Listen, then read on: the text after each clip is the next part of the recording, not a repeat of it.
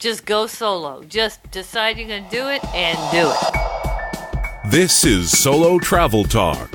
Your solo travel advisor is Astrid Clements. It might be the most common way people solo travel, traveling for business. Our solo travel advisor, Astrid Clements, has done a significant amount of solo travel for business and knows how to make business travel feel like pleasure travel. I'm Katherine O'Brien, producer, and I am wondering if Astrid thinks business travel is a gateway to becoming an avid solo traveler. Well, my answer is yes. I thought so. Well, for starters, it's usually the first type of solo travel that most people experience. You know, when you're younger, you might go on a college trip where you go to Europe by yourself, but usually you're with a couple of people. But for the most part, solo travel a lot of times starts with business travel. And, you know, people who are in careers that demand a lot of travel, they end up being exposed to various cultures and microcultures. They meet people from all over the country or all over the world, whether it's clients or colleagues.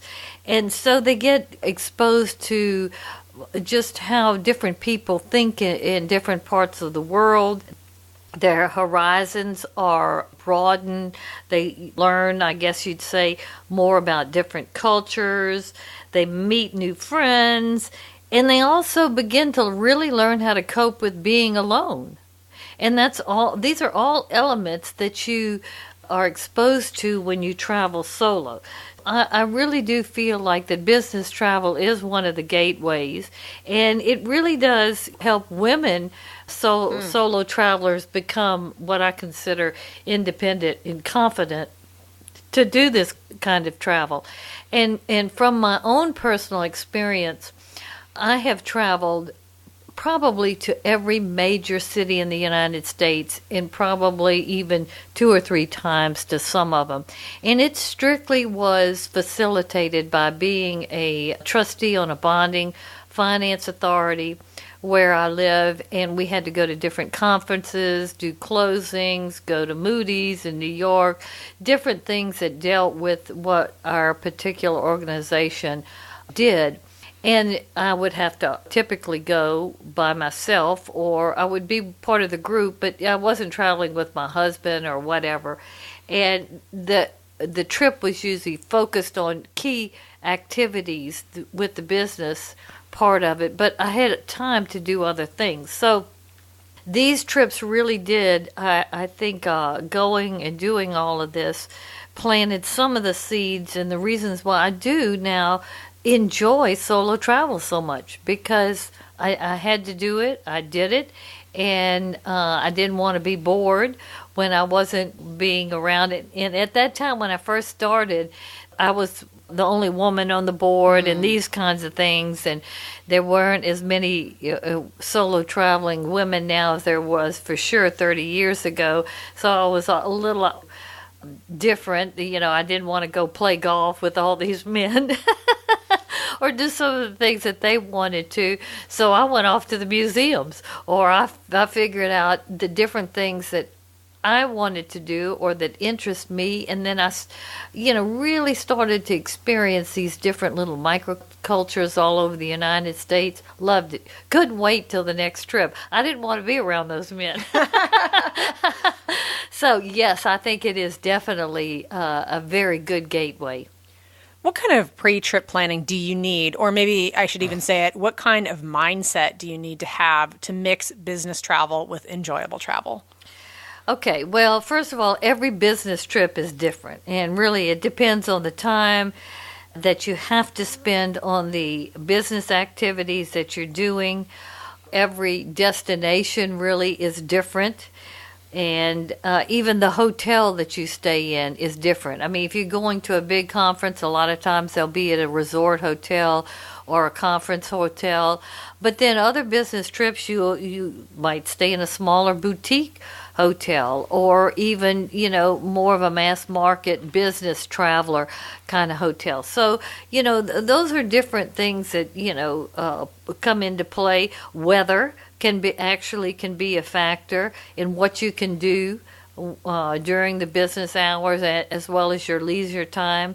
So I think pre-trip research and planning is key to making any solo trip, whether it's business or pleasure, more enjoyable. I encourage you. Now, a lot of times you don't have the time to do this because we're all busy, especially people who are still really very much in their careers, have a family, etc. But try to Google a little bit before you're going to the place where you're traveling. Get a little idea of what this city is known for, etc., what makes it unique.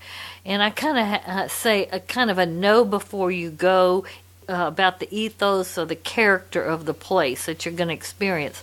So there's going to be less of a culture shock, and you're more aware of just the uniqueness around you, and the trip will be better in all kinds of ways. And I cite an example, like if you think about Santa Fe versus New Orleans. I mean, those are two very different. But they both have great cultures. They're unique in their own way. They have so many things to do and experience when you go there. So if you have the opportunity to go there on a business trip, and I know a lot of conventions are in New Orleans, oh my gosh, you have so many wonderful things to enjoy. And that leads me, I just came in my head. Go to my website, astridtravel.com. I've got lots of great blog articles on what to do when you're traveling solo in New Orleans. That's one of my focuses, is to enlighten people on how wonderful New Orleans is, and especially for the solo traveler. There are so many just cool things to do, and the culture is fabulous. You'll come back changed and ready to come back to New Orleans. I guarantee you. People who go to New Orleans, they always want to come back. Well, I love that you're really, I think you really are enlightening people about it, that it's solo friendly. Oh yeah, I mean it is. I mean, New Orleans is an big American city with lots of different cultural aspects to it. So you have to be careful with your safety. But I even go into safety tips for that. And there's certain things that you have to do. And just do it, basically. Yeah. So, okay. And then with this pre-trip research, it'll stimulate basically, the ideas of what you want to do or what you want to explore with your free time. So you don't just get there and then, you had your business meeting and you think, well, what do I want to do now? I mean, if you have an idea of what the key things are to do and how those kinds of things might interest you, you already know what you want to do. So as soon as you get out of the meeting, you can, get Uber and go. Whether it's the sites, restaurants, museums, shopping, if you know before you go, you'll have your little list to do. And I kind of always do that. I've done so much of this. I really do try to do that because I have enjoyed so many business trips because I've done that before and I have taken the time to do these different things. So I encourage you to really do that. But with your pre-trip research, what I always say, besides what to do, etc., and not to do, or what you don't want to do, is it gets you into the right mindset. You asked me about the mindset. Yeah. A lot of people who travel business just go, oh, God, I got to get back on this plane again and go to St. Louis or go to, Phoenix. I just don't want to do it. And travel, the traveling part of travel, the logistics, the planes, the getting you to your hotels, the traffic, everything, the going through security, that's the bad part of traveling, and I can understand that. But if you get your mindset into, oh, well, once I get there, I'm going to eat at this restaurant that is like 2 Michelin star and blah, blah, blah, you'll be able to kind of go with the flow and be in a better mindset, I think. It'll be anticipatory rather than so much like, oh, again, dread. Yeah, and you have to work at that because it's difficult to not really fall into that if you do a lot of business travel. Now, talking about developing the right mindset for solo business travel leads me, and I'm so excited about getting ready to say what I'm going to say. It leads me to tell the listeners about a new travel genre that is developing and catching on.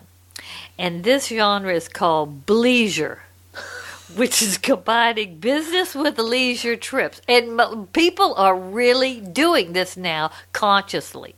They're not just thinking like, what can I do when I have 2 or 3 hours? They are preparing, okay? Which is essentially, well, this is my little laugh of the show. Catherine, this is essentially what our podcast is all about. Yeah, I know. And you didn't even know. I did not know that, yeah. Hashtag bleisure.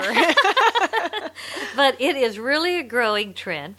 The statistics show that most people now who travel for business are really bleisure travels. Like at least 60% do leisure activities and seek to do leisure activities and plan on doing them when they're traveling for business. They're just not going to the hotels, having their meetings, doing their network, and then going to the bar, having a drink or two, and going to sleep. No, they are doing more than that. 30% of these people are adding actually extra days to their business trips so they can do more leisure activities, like they're staying over through the weekend, or if it's possible, they're having a day before travel day or a day after travel day. And a lot of businesses will allow you a travel day because flights are iffy, they get canceled, or all kinds of things can go wrong. So in a lot of times they also, that's all paid expenses. The millennials really like this travel genre because they swear it makes them work more efficiently. They're happier employees, and it helps them relieve some of the stress of business travel. So they're really into it. This is becoming more and more a conscious trend to the point that they have now a website that is solely focused on this new travel genre. And this website, for those who are interested, is called bleisureLiving.com. BLEISURELIVING.com. And their tagline is where work meets play. But it's an evolving website that goes into a lot of interesting things about places, packing tips, products, just general information and tips on how to make bleisure trips more memorable. So you see, yeah, this is real. This is becoming a new actual travel genre. Some specific pre-trip planning activities that I suggest doing before your business, pleasure, or even now bleisure trip are the following, basically. First of all, you got to determine how much time you have for the leisure activities. When your free hours are going to be, whether it's going to be in late afternoon, the evening, sometimes even really early morning. And what can you do? What is actually possible to do in those hours? So you kind of need to know, well, I'll have 2 nights free or I'll have this morning free, so you can peg in once you see the different things that are out there when you want to do it. Okay, then like I shared, can you add on a day or two before or after your business trip, or even tack on the weekend? When you're booking your flights, I do this a lot because when I travel, I'm usually allowed a travel day to and a travel day from. So it adds on kind of 2 days. And if I really want to do a lot, I will book the early flight. Like I'll have to get up at 3 o'clock in the morning to get to the airport and get on the plane by 5:30 or 6. And I'll take the last red eye out on the other travel day.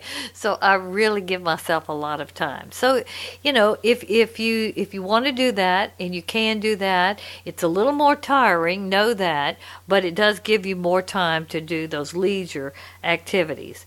Then once you've done a little bit of the research on Google or however you're doing it, make your to-do list. And I know that, we all have priorities and what we have to do and not do. Just do this for the potential things that you would want to do when you're going to Santa Fe or New Orleans or whatever.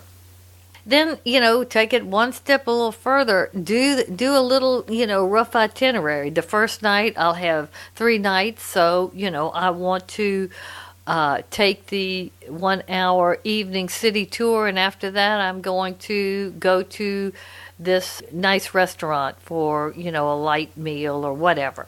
I mean, just kind of think of what you want to do. The second night you might want to go to the theater or go to a symphony concert or something that is a cultural experience. It's entertainment at night. Get your concierge to arrange to get the tickets.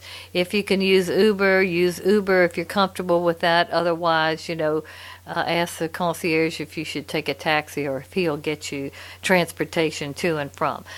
Decide whether maybe you want to make this like a mini little me time spa-like thing. That when you're not doing business, you're going to go to the spa. You're going to get a massage one day. You're going to get a facial the next day. Mani-pedi. I mean, decide what you're going to do with your leisure time, whether it's focused on relaxation or, say, a lot of people love to exercise, so they've got to get in their running or they have to get in their yoga or whatever. Figure out where you can do that. If you can't do it in the hotel, typically there are a lot of places now that you can join in.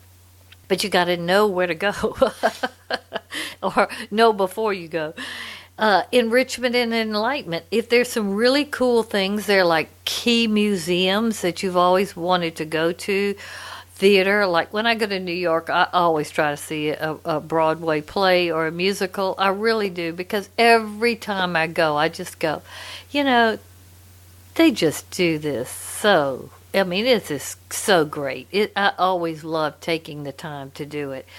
There are beautiful parks and gardens now that are becoming more and more places where people go to not only see beautiful flora and fauna and all of that, but there are great cafes there, and they're just nice places to walk and to be.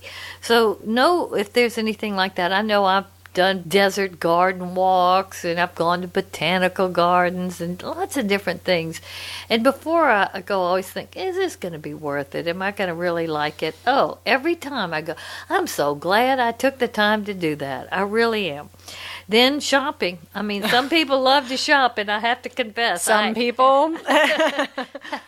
I am a shopaholic, and it is pathetic that even when I say I am not going to go shopping, the minute I walk around, I have such an eye that I can find something that is so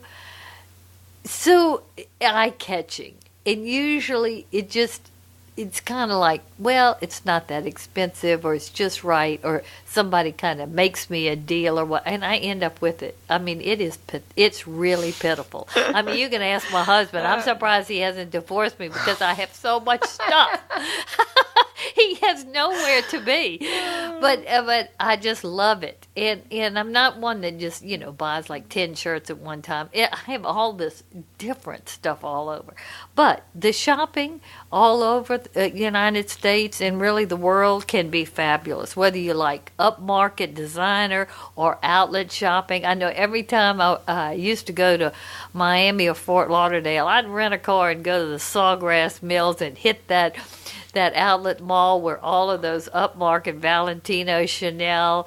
I mean, I have bought some really nice things there, but it's just so tempting. Yeah. I mean, you cannot get a Valentino purse for like $200. It's usually $2,000 minimum. I mean, and then you just go, oh, you only live once. And then you have places that have jewelry districts or fashion districts where you really can get gorgeous things that are hot off the market or really at good prices. So, shopping is another leisure activity a lot of people like to do. And then really the big one is dining. You know, most business travelers, solo business travelers, they do want to go where the good restaurants are, and a lot of times, you know, their expense tab, they have a certain amount that they can really spend, so they'll go there, and if they go over the amount, they just pay it themselves. But they go, you know, if you want to go to a Michelin restaurant or somewhere that's really like, you know, you could probably make it happen. Just make sure you keep your Per diem. your receipts straight. Okay, so really, kind of, you know, develop a little bit of a rough itinerary before you go, and how much time you think you can spend there. But you got to be flexible, because let me tell you, when you business travel, business is the focus of the travel. You usually have a lot of networking opportunities, and you need to do that. So sometimes you have the ability to steer the group to go somewhere. If you know a little bit before, you can get them to go to this cool restaurant versus, you know, Charlie's Pizza or wherever they think there's going to be a lot of action going on. But also, in your pre-trip planning, I mentioned this before, check the weather a couple of days before, because let me tell you something, there's nothing worse than when you go as a business traveler and you don't have the right clothes in terms of the climate. It's just awful, because you either have to run in and get something somewhere that you spent money you didn't want to spend, that you didn't need to spend if you would have just checked the weather. Like a coat when you go somewhere. Yeah. I have probably 5 more coats than I need because it got cold. But check the weather out for a week. And before you pack, know exactly what you think you'll need in terms of season, rain, temperature, etc. Think less is more.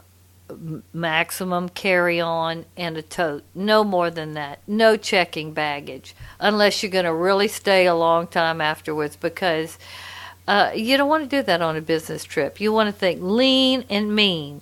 Your pleasure or bleisure wardrobe. I mean, classic is a good pantsuit with a nice white shirt, maybe one dress, a pair of jeans, and a couple like leisure tees or whatever, where you can use that jacket with the pantsuit over the jeans and the t-shirts, the leisure shirt, the dress. You know, you can pair that with the blazer if you're really good at it. So you have a tweed blazer or whatever. Heels and walkers. Those are the 2 shoes you need. Maybe a pair of flip-flops. That's another thing. I always seem to gravitate to flip-flops.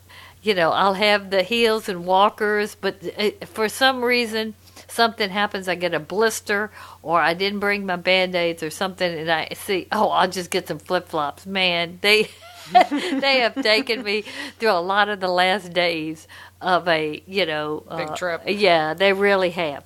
And then, of course, now you see so many business travelers with backpacks. I mean, either if you're a tote person or backpack, you got to have one or the other, because typically you have to have your computer, your tech gear, and then when you're on the plane, you have in-transit work that a lot of times that you're doing, or if you don't want to do work and you have the time, you want to put some pleasure reading, you have your things right there that you need in terms of the business trip, etc.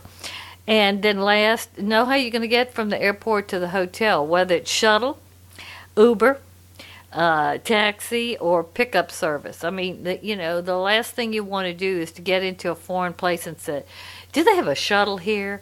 And then get in a taxi and you got this wild taxi ride if they have a shuttle, take the shuttle. I mean, I know a lot of people go, I don't want to go, but it is definitely the cheapest. A lot of times it's totally free, and it gets you there, and it's how you're going to get there, basically. So make sure you know how you're going to get to your hotel from the airport. So the more pre-planning you do before a trip, the more organized you are, I definitely think your trip will be a lot better.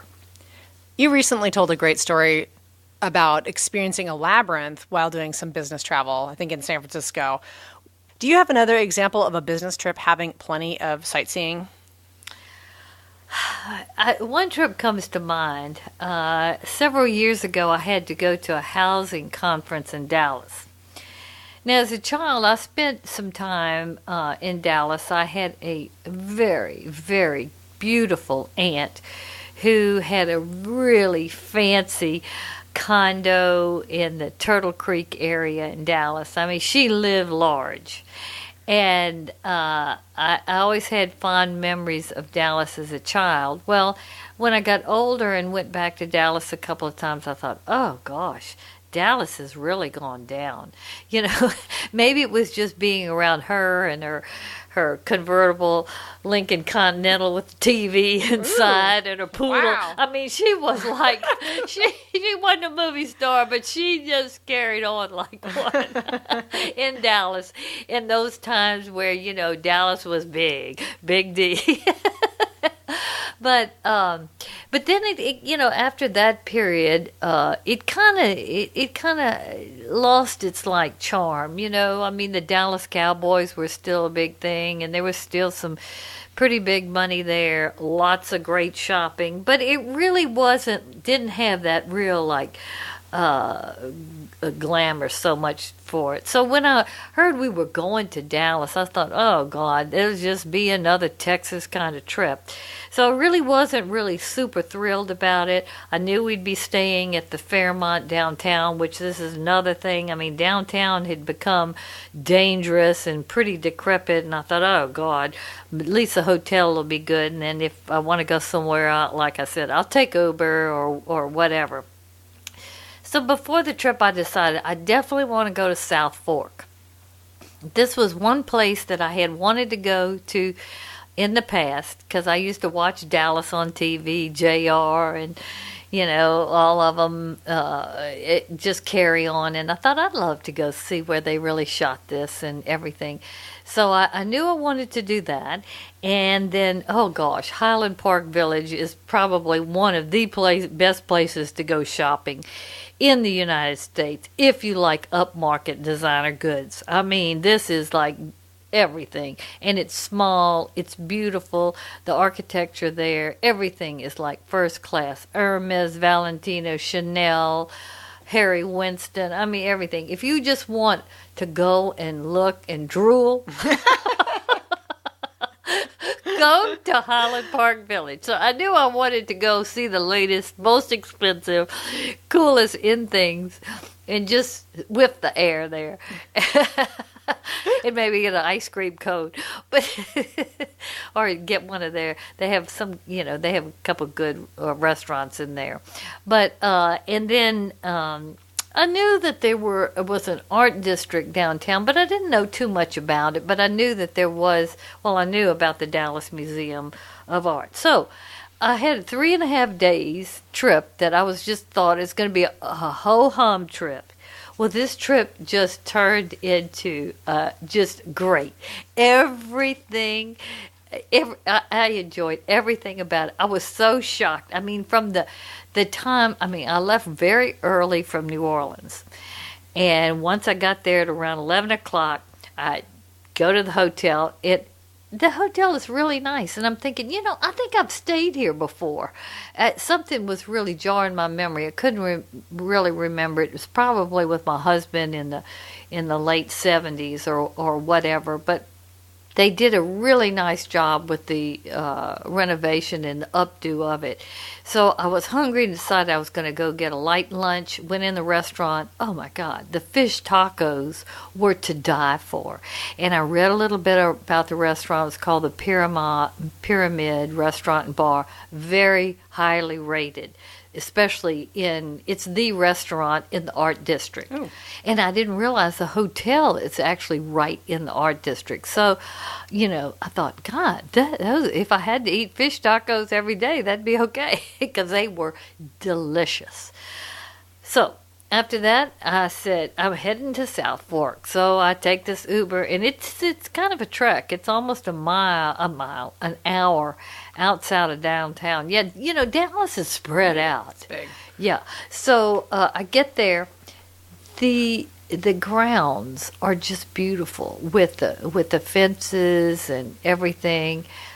And you can tour the mansion, and they have a gift shop and a restaurant. Well, I signed up for the tour, and they take you through a little museum part, and that's kind of interesting. Then they take you to the house. Oh, I was so disappointed. First of all, it was a lot littler than I thought. I thought this house is littler than mine. And they haven't changed anything, so the interiors are so dated, and they're not beautiful. And not just because they're dated, they just don't even look that good. Yeah. But I was so happy that I did do it, because I just got to whiff the whole thing, and I checked it off of my to-do list. Like, I've wanted to go to the Great Wall of China and see the pyramids and, Egypt and all that. This was kind of one of those. And I ended up buying something from the gift shop, and I took some lovely photos, because the grounds really are beautiful. And so if you're in Dallas and you want a little bit of a, historic kind of thing, it's worth it. It really is worth it, especially if you get there during lunch. You can really have a nice kind of Texas lunch there. And they do a lot of activities there. There are a lot of things that go on, from, big parties and hoedowns and everything. But it is a beautiful place. So I checked that off my list. Then I told Uber, take me to Highland Park. So, here I was going to this shopper's paradise, and I had about 3 hours to go. But I knew it's not a real big place, and I could just wander in and out. Like I said, get my ice cream cone or something, cup of coffee or whatever, and then head back to the hotel. Well, within 2 or 3 minutes walking around, I had this woman come up to me, and she said, "Oh, you have won the Shopper of the Week prize."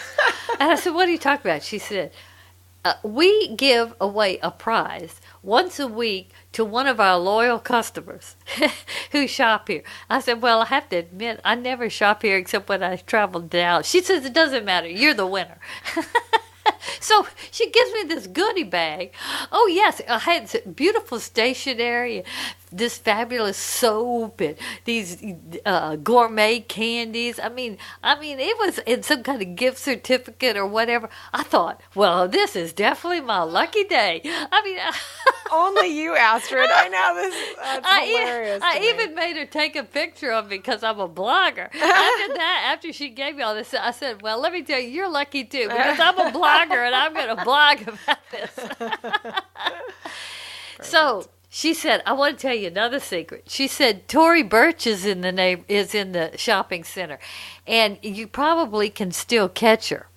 So, and I said, "Well, where's Tori's shop?" And she said, "Oh, it's over there." So I hightailed it to Tory Burch's shop. She had just left there and was going to another shop. Highland Park, the owners of it, have a kind of their own exclusive shop where they sell a lot of one-of-a-kind things that they buy from all over the world, and they do special events there.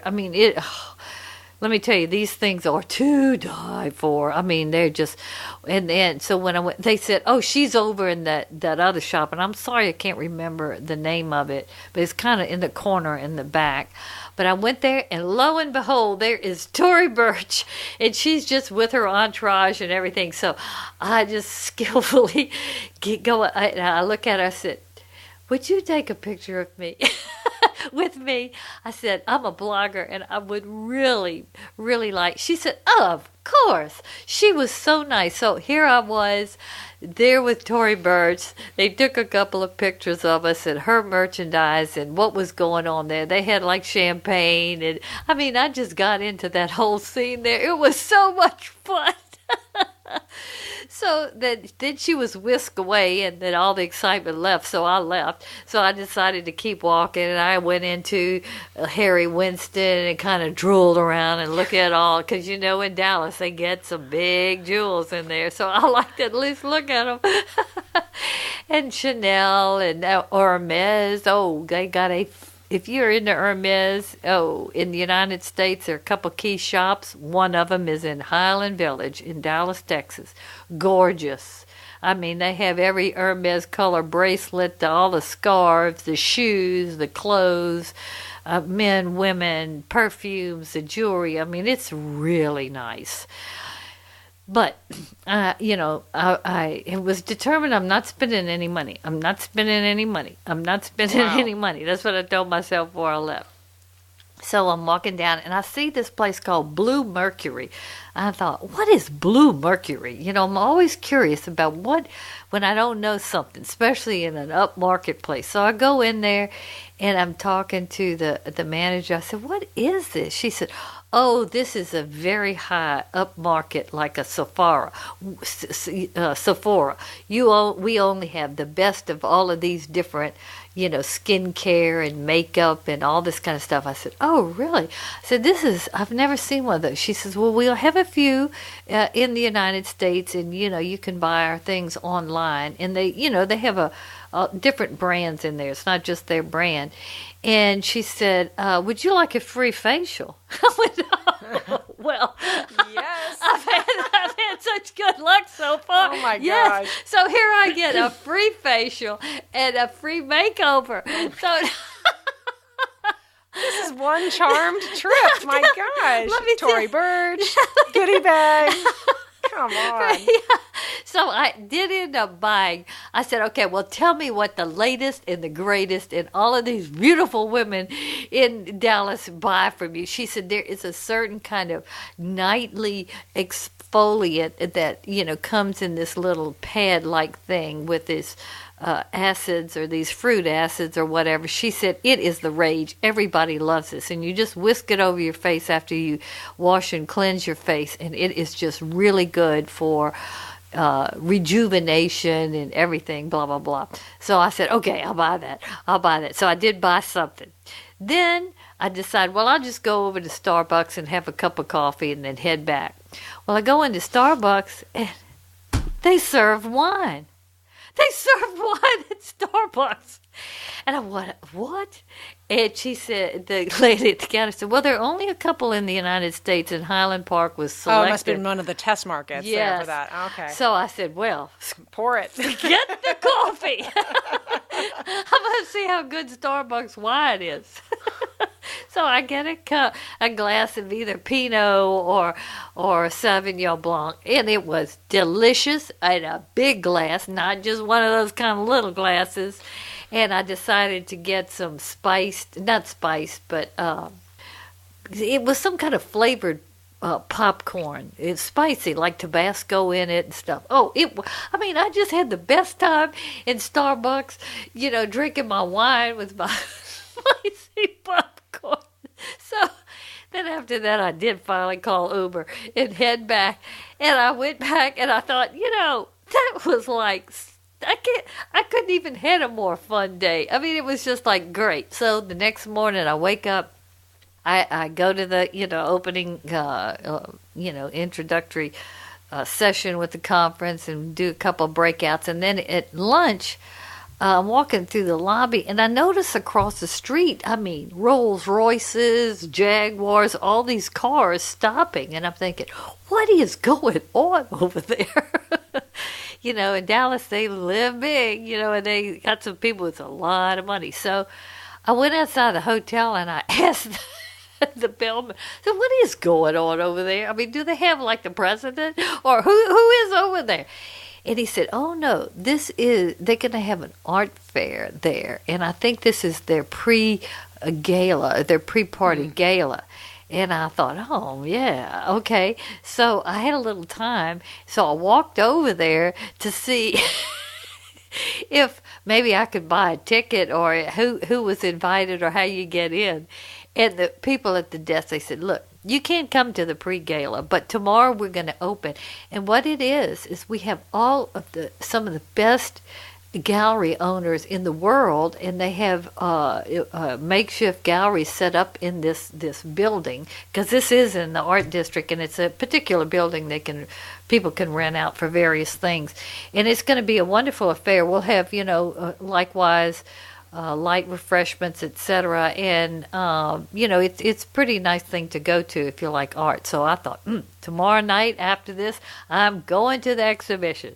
So I end up going back in, finishing the conference activities. I think we got out about 3:30. So I thought I'll go to the Dallas Art Museum. I know it's a very good museum, and for a couple of hours, and then I'll come back to the hotel. And then we had something that night, so I walked over there a couple of blocks, and I started going through it. And I mean, I was taken aback. This, besides the Met, the Louvre, and the Hermitage, I was totally taken aback with the amount of art, the importance of what they had in there, from Renaissance, Old Masters, Impressionist, Expressionist, Latin American art, African art, ceramics, jewelry. I mean, unbelievable.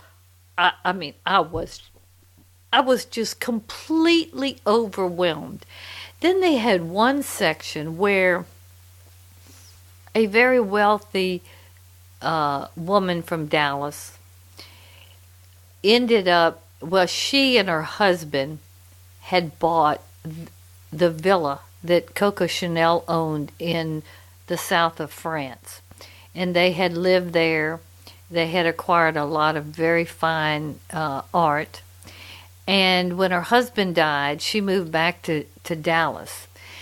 And she decided what she wanted to do was to preserve these beautiful interiors, just how Coco Chanel had done it and how they had enjoyed her villa, because they bought all the contents and they pretty well left it exactly how she did it.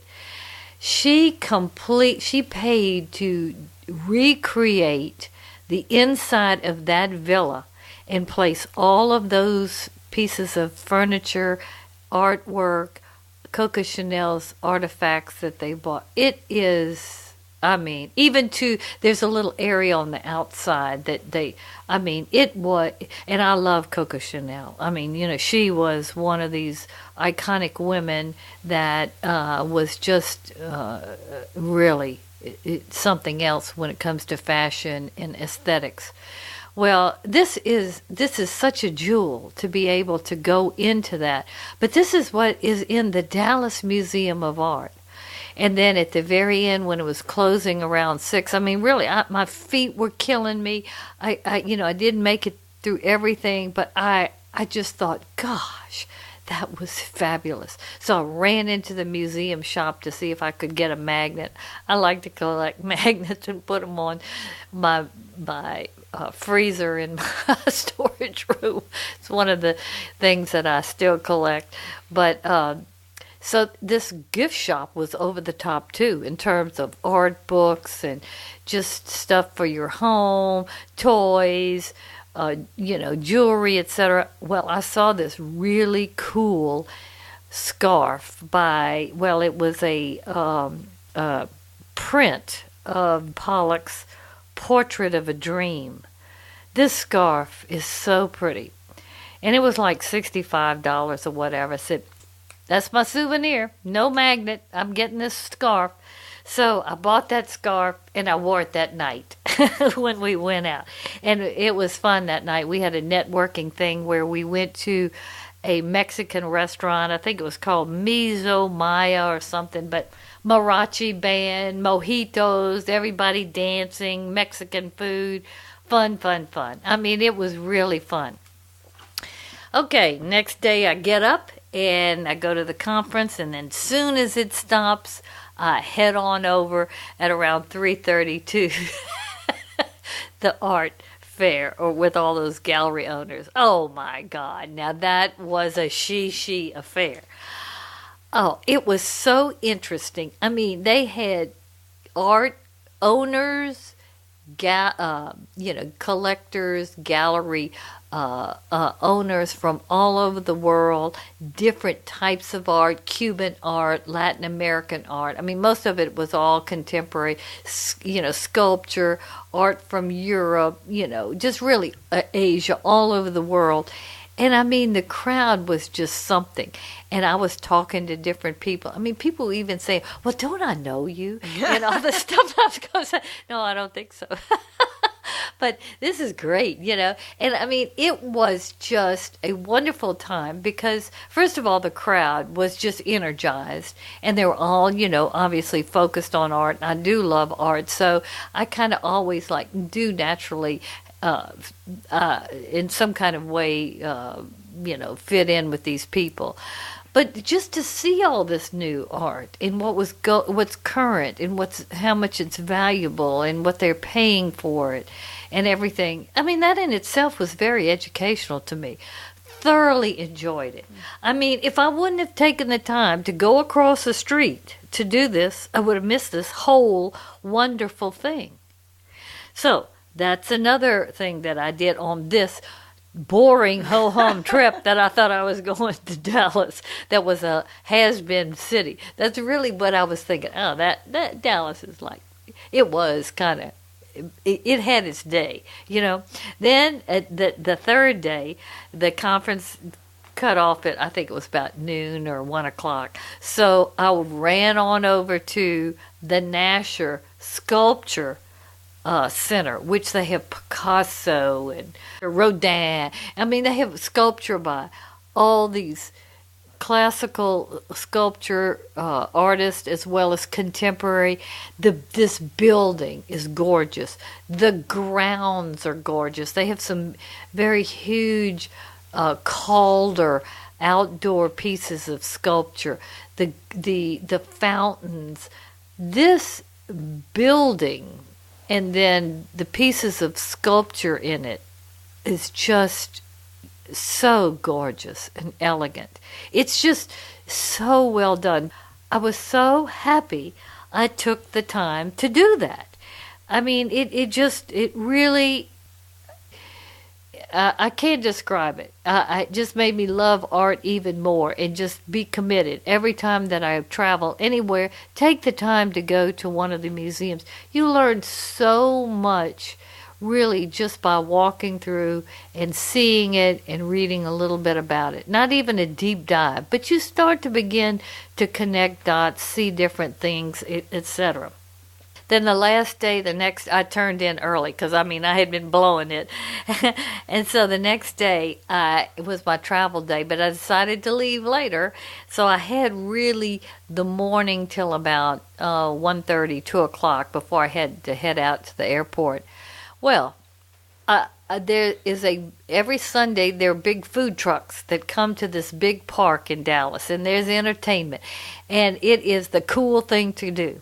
Well, I decided I'm going to the park and go where everybody's doing it, and it was so much fun. They had these fabulous gourmet food trucks. One of them where I ate was a lobster roll that has been they're the number one food truck lobster roll in the country. They've been on CNN, every network. I mean, these people, two guys have just got a reputation that is just,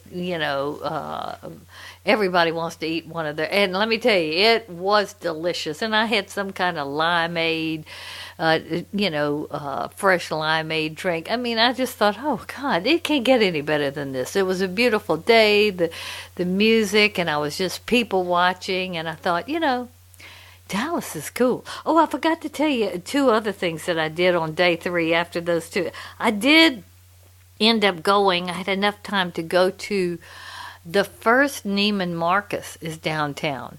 The first one where Stanley Marcus, and it's still there.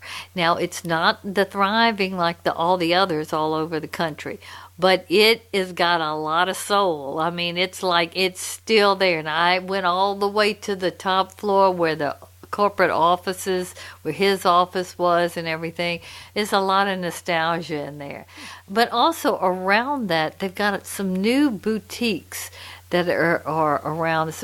Dallas is really doing a really good job with recreating their urban downtown, the urban core to work, play, and live. I mean, it is really nice. In fact, I thought, I could actually move here. This is, I mean, that's how, because they had a great art scene. They were really getting with it with the restaurants, all of these different boutiques and everything. I thought, this is not too bad. This is really, I'm getting older, and, I really, I was just blown away, to tell you the truth. So you asked me about one trip that I went that I combined business with leisure. This is one, but this is an example of how you can take a trip that really, well, you have to go there or whatever, and you might not even think the conference is going to be that good.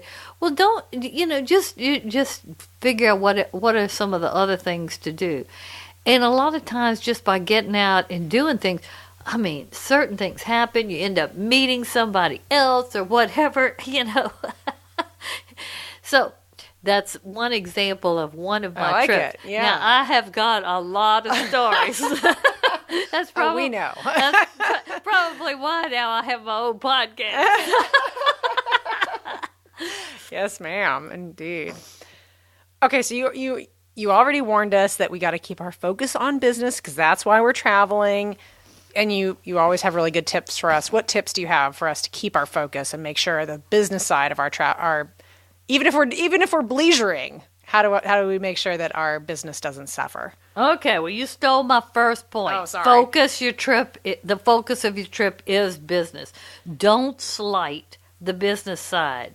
Your business goals are really the reason why you're going on the trip. So, I mean, you focus on that. Before you leave, I've got to do this, this, and this, and I've got to get that contract signed. You have got to spend the time, whether it's already organized or not, to get that done. So don't let any of these other things, fun things, shopping in Highland Park or whatever, Dallas Art Museum. That's out of the question until you get the job done. So really stay focused on business, because if you don't do that and it's a failed trip, you might not have a job.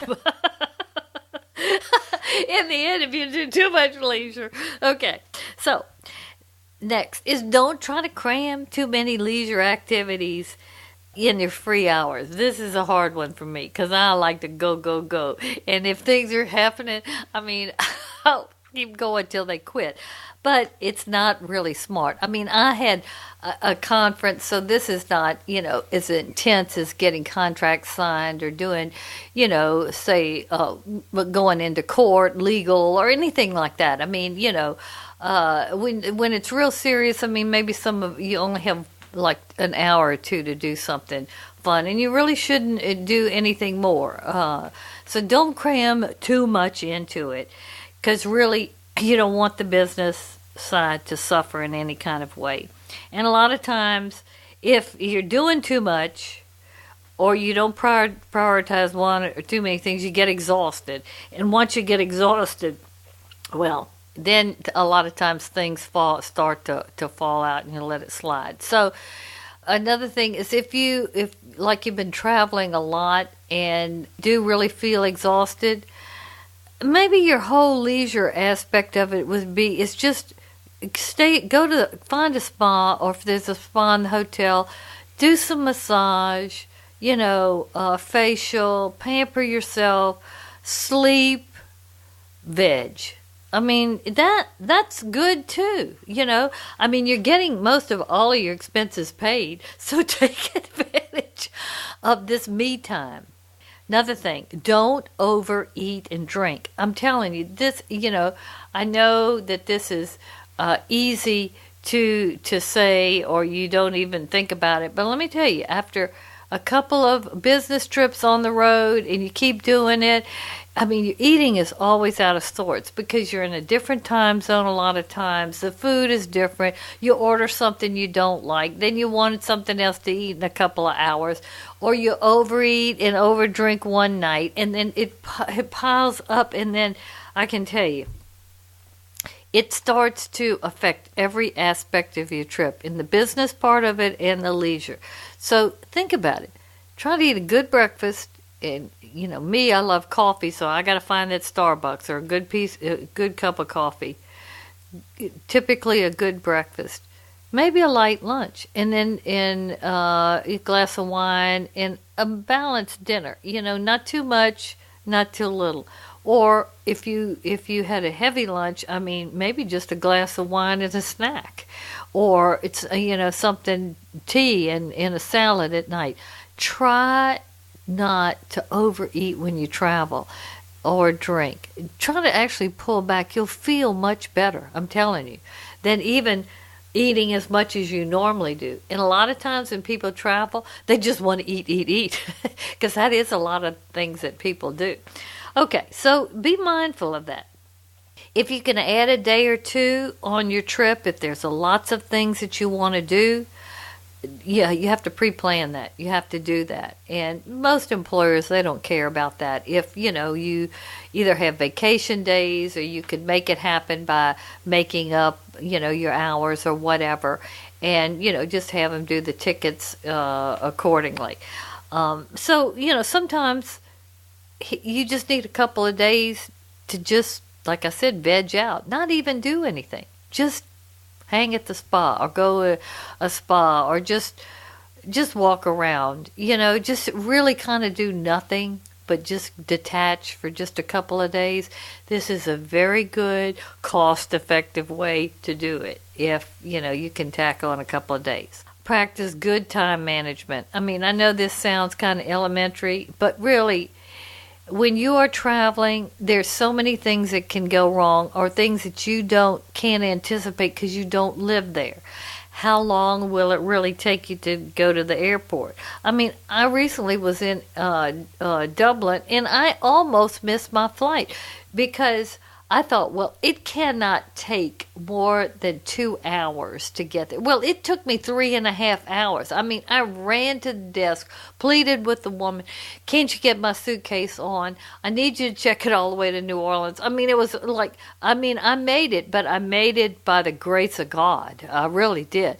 So, you got to always allow really more time than you think. And, just bring something that you can read or whatever. I know my point is I hate to sit in airports and get anywhere too early. I don't mind getting there when I'm supposed to, but to be there early, that's to me a waste of time. Well, let me tell you something. When you travel now in a lot of different places, you need to think like that, because I can tell you, you'll miss a flight, or you'll miss a meeting, and that can be absolutely really bad. So time management is very important when you're traveling, and especially with business travel. So think like that. Don't just say, well, I think it's 2 hours. Leave 2.5 hours. Just give yourself a little grace. And I touched on this a little bit, and this is another just common sense, but keep your business and leisure expenditures and receipts separate. I always do like 2 envelopes. I do too. That's funny. I was just going to say I do exactly that. I mean, very simple, 2 envelopes. So I know this, then when I have to do my expense report, I take everything out of that. My other ones I keep in the receipts. I know that, I can't charge off these or put this on my, when I do my taxes. So I really do have my own little simple system, but it's really important that you do that. And, the trip is so cheap anyway compared to other trips, because you get everything paid for except, really your leisure. All the massages that we have in our personal envelope. Yeah, yes. Okay, and then when you can't use those airport lounges, I know most business travelers, or a lot of them, have the Platinum American Express, and that can get you into the lounges when you're not traveling with a business class ticket for in a lot of places. So use those. If you get to the airport early, you don't want to just sit there and wait at the gate or whatever, and there's nothing to do. Go in the lounges. They're much nicer. A lot of times they have some free food that's pretty good or whatever. It's not as good as it used to be, but it's nicer than, if you're just sitting out in the big general areas. Also, here again, get 1 or 2 credit cards where you can build up the points. Some employers don't let you do that on your personal card, so you have to. It depends on where you work. Some companies give you a business credit card and you have to only do it on that, and those points the whole company has, and blah blah blah. But if you can use it and do your business expenses, just make sure you clear it with your CPA and how you do your taxes and everything. But it is a one way to build up points if you can do it with however your system works and you're supposed to do it, that you can take some trips later on. Most importantly, and this is really basically the end of our show today, is don't hold yourself up in a hotel room unless you don't feel well or you really need to sleep. A lot of people, when they first start traveling solo with business trips, women, they think, well, do I really want to go do anything? I mean, I'll just get room service and watch TV. Oh, please don't do that. I mean, there is an exciting world out there. And I tell you, the more you venture out and you do it in a smart way, you're going to gain so much from doing these things. Fun things are going to materialize. You're going to learn things. You're going to eat at places you've never eaten before. I mean, just start, get out, explore, walk around, people watch. I mean, sometimes I there's only a few things I want to do, so I'll just sit out in the cafe and just watch. And I love to do that. I just think life is this is so cool. I'm just having such a good time, just relaxing. And, I know that sounds maybe boring to some, but, it's a lot better than sitting up in your room watching TV. So, do a few of them. I can tell you'll be happy once you've done them that you took the time to do it. So, strive to transform every business trip you can into now what we call a bleisure trip. If you want some really good ideas for basically affordable luxury travel products or services, I have a wonderful website that I continue to develop, and it's been up for a little over a year and a half now, called Astrid Solo Travel Advisor. Very easy to Google, astridtravel.com. I think I've got a lot of really good ideas that will help you travel, whether it's, business, leisure, bleisure, etc. So, I encourage you to do that. Also, I am on social media, so if you just type in Astrid Travel, I'm gonna come up somewhere, whether it's podcasts or videos or vlogs, websites. I'm going to do a marketplace. I hope to launch it next week, so I'm really excited about the products. We're going to do a whole podcast on that. But thank you so much for tuning in, and thank you for subscribing. Whether you are business traveling, leisure traveling, or bleisure traveling, you're still going to need to pack. And to solve that stressful problem, Astrid has an amazing complimentary packing list that you can get from her website, astridtravel.com. Just go to the front page there, download the packing list right away. It's going to help you take the stress out of packing. This podcast is available on Apple Podcasts, SoundCloud, Stitcher, all of the finer places that podcasts can be found. We love when you rate, review, and subscribe to this podcast. It really helps the show, and it helps other solo travelers, these business travelers that we're trying to turn into bleisure travelers. It helps them find this great information. Thank you so much for listening, and we'll see you next time on Solo Travel Talk. Thank you for listening to Solo Travel Talk. Follow Astrid on Instagram, Facebook, and Twitter. To learn more about Astrid or Solo Travel Advisors, visit our website, astridtravel.com.